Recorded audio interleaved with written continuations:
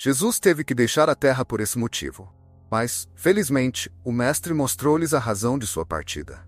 Deve ter sido uma experiência incrível para os discípulos terem Jesus presente fisicamente, ensinando-os, direcionando-os e guiando-os. Deve ter sido um momento único. No entanto, chegou um dia em que Jesus começou a fazer com que aqueles homens entendessem que a verdade sobre sua partida da terra dependia muito dele. Isso deve ter sido desagradável e até triste. O Mestre mostrou-lhes o motivo de sua partida. Mas agora vou para aquele que me enviou, e nenhum de vocês me pergunta, para onde vai? Porque eu lhes disse essas coisas, a tristeza encheu seus corações. Mas eu lhes digo a verdade.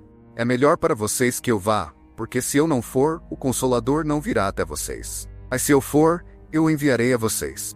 E quando ele vier, convencerá o mundo do pecado, da justiça e do julgamento. Pecado porque não creem em mim, da justiça porque vou para o Pai e vocês não me verão mais. E do julgamento, porque o príncipe deste mundo já está julgado. Ainda tenho muitas coisas para lhes dizer, mas agora vocês não podem suportá-las. Mas, quando o Espírito da verdade vier, ele os guiará a toda a verdade. Ele não falará de si mesmo, mas dirá tudo o que ouvir e lhes anunciará o que está por vir. Ele me glorificará, porque receberá do que é meu e o tornará conhecido a vocês. Tudo o que pertence ao Pai é meu. Por isso eu disse que o Espírito receberá do que é meu e o tornará conhecido a vocês. João capítulo 16, versículos 5 ao 15. Cristo enviaria o Espírito Santo para ajudar-lhes. A presença do Consolador seria benéfica para os discípulos, dando-lhes poder, coragem, ensinando-os e tornando a presença de Cristo mais real para eles do que nunca. O Consolador só viria depois que o Senhor Jesus voltasse ao céu ou se glorificado. É claro que ele já estava no mundo antes disso, mas ele viria de uma nova maneira para convencer o mundo e ministrar aos redimidos. É por isso que o Espírito Santo é a terceira pessoa da Trindade. Ele recebe segredos do Pai e os revela a nós, porque é um com o Pai e o Filho. A convicção do pecado, uma vida correta e um julgamento justo viriam sobre o mundo inteiro como resultado da obra do Espírito Santo. A presença do Espírito Santo também convenceria o mundo do julgamento vindouro. O fato de ele estar aqui significa que o príncipe deste mundo já foi condenado na cruz e que todos aqueles que rejeitam o Salvador compartilharão de seu terrível julgamento em um dia que ainda está por vir. O Senhor nunca sobrecarregou seus discípulos com ensinamentos complexos. Ele lhes deu instruções passo a passo. Embora houvesse muitas coisas adicionais que o Senhor queria ensinar aos seus discípulos, eles não eram capazes de compreender. Esta é uma regra fundamental que deve ser seguida ao ensinar. Antes que alguém possa entender verdades mais avançadas, deve primeiro ter um nível específico de compreensão. A obra que o Senhor estava realizando seria continuada pelo Espírito da Verdade e os guiaria a toda a verdade. Sem a presença do Espírito Santo em nossas vidas, seremos incompletos como cristãos.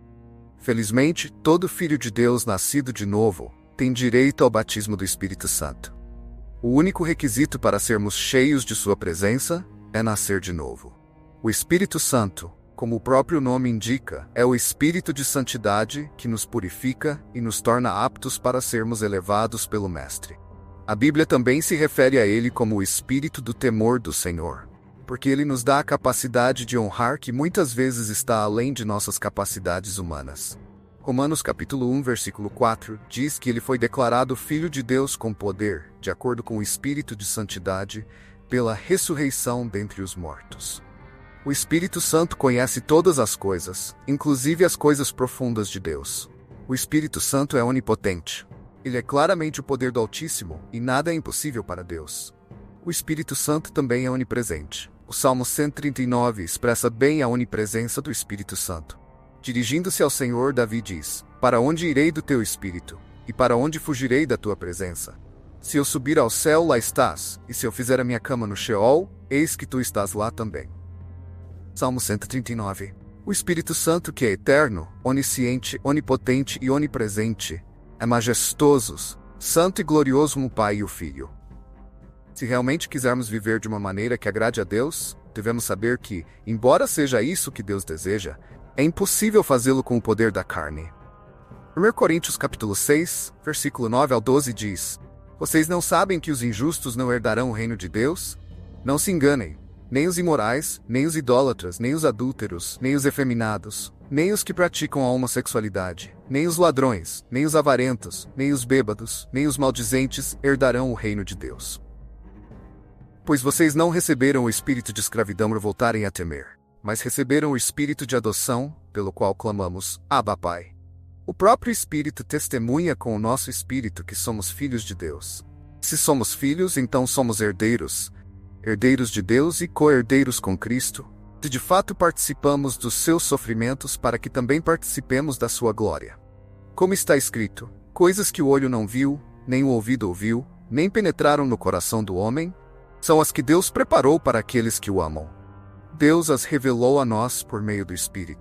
Pois o Espírito sonda todas as coisas, até mesmo as profundezas de Deus. O Espírito Santo está no controle dos planos de Deus em nossas vidas. Enquanto nos conectamos com o Espírito Santo, ele abre novos capítulos em nossas vidas e nos guia em nosso propósito e nos propósitos de Deus. 1 Coríntios capítulo 2, versículo 9 ao 10 diz: Mas como está escrito, coisas que o olho não viu, nem o ouvido ouviu, nem penetraram no coração do homem, são as que Deus preparou para aqueles que o amam. Mas Deus as revelou a nós por meio do Espírito. Pois o Espírito sonda todas as coisas, até mesmo as profundezas de Deus. O Espírito Santo está no controle dos planos de Deus em nossas vidas. À medida que nos conectamos com o Espírito Santo, ele abre novos capítulos em nossas vidas e nos guia em nosso propósito e nos propósitos de Deus. Joel capítulo 2, versículo 29 diz: Mesmo sobre os servos e as servas derramarei do meu Espírito naqueles dias. O Espírito Santo também fortalece nossa dedicação a Deus. É essencial que tenhamos um verdadeiro avivamento em nossas vidas e no mundo ao nosso redor. Isso não acontece sem o Espírito de Deus. Enquanto Pedro ainda falava estas palavras, o Espírito Santo caiu sobre todos os que ouviam a mensagem. Os crentes circuncidados que tinham vindo com Pedro ficaram admirados de que o dom do Espírito Santo tivesse sido derramado também sobre os gentios, pois os ouviam falando em línguas e exaltando a Deus. Então Pedro disse: Pode alguém negar a água, impedindo que estes sejam batizados, visto que receberam o Espírito Santo como nós? E ordenou que fossem batizados em nome de Jesus Cristo. Então pediram a Pedro que permanecesse com eles por alguns dias.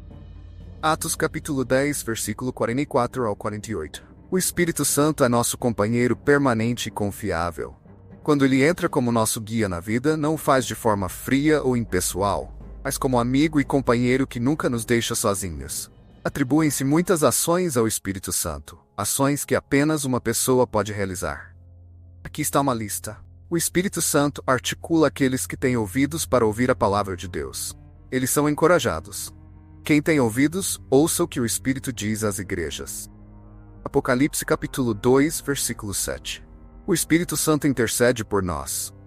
E da mesma forma o Espírito nos ajuda em nossa fraqueza, pois não sabemos orar como convém, mas o próprio Espírito intercede por nós com gemidos inexprimíveis. Romanos capítulo 8, versículo 26. O Espírito Santo nos ensina. Mas o Consolador, o Espírito Santo, a quem o Pai enviará em meu nome, ensinará a vocês todas as coisas e lhes fará lembrar tudo o que eu disse a vocês. João capítulo 14, versículo 26. O Espírito Santo dá testemunho do Senhor. Quando vier o Consolador, que eu enviarei a vocês da parte do Pai, o Espírito da verdade que procede do Pai, ele testificará a meu respeito. João capítulo 15, versículo 26. O Espírito Santo conforta os crentes. Então as igrejas em toda a Judeia, Galiléia e Samaria desfrutavam de um período de paz. Sendo edificadas e encorajadas pelo Espírito Santo, cresciam em número, vivendo no temor do Senhor. Atos capítulo 9, versículo 31. Na verdade, capítulos inteiros da Bíblia foram escritos sobre as atividades do Espírito Santo. Se gostou desse vídeo, deixe seu like, compartilhe esse vídeo para alcançar mais pessoas e inscreva-se, se ainda não é inscrito.